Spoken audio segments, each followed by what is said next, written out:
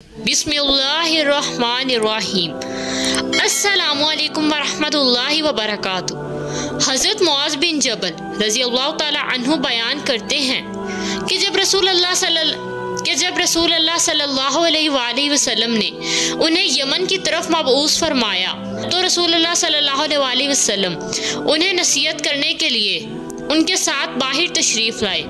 इस वक्त मुआज़ रज़ियल्लाहु ताला अन्हु सवार थे, जबकि रसूलुल्लाह सल्लल्लाहु अलैहि वसल्लम उनकी सवारी के साथ साथ पैदल चल रहे थे। जब आप सल्लल्लाहु अलैहि वसल्लम फारिग हुए तो फरमाया, मुआज़, मुमकिन है कि तुम इस साल के बाद मुझसे मुलाकात ना कर सको, शायद कि तुम मेरी मस्जिद और मेरी कब्र के पास से गुजरो। मुआज़ रज़ी अल्लाह ताला अन्हु रसूलुल्लाह सल्लल्लाहु अलैहि वसल्लम की जुदाई की वजह से घबरा कर रोने लगे। फिर आप सल्लल्लाहु अलैहि वसल्लम ने मदीने की तरफ रुख फेर कर फरमाया, मुत्तकी लोग मेरी कराबत और शफाअत के ज़्यादा हकदार हैं, वो जो भी हों और जहाँ भी हों। हज़रत अनस रज़ी अल्लाह ताला अन्हु बयान करते हैं कि रसूलुल्लाह सल्लल्लाहु अलैहि वसल्लम के दौर में दो भाई थे।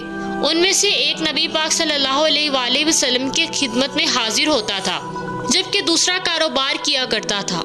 कारोबार करने वाले ने अपने भाई की नबी पाक सल्लल्लाहु अलैहि वसल्लम से शिकायत की तो आप सल्लल्लाहु अलैहि वसल्लम ने फरमाया, शायद कि तुम्हें इसी वजह से रिस्क दिया जाता है।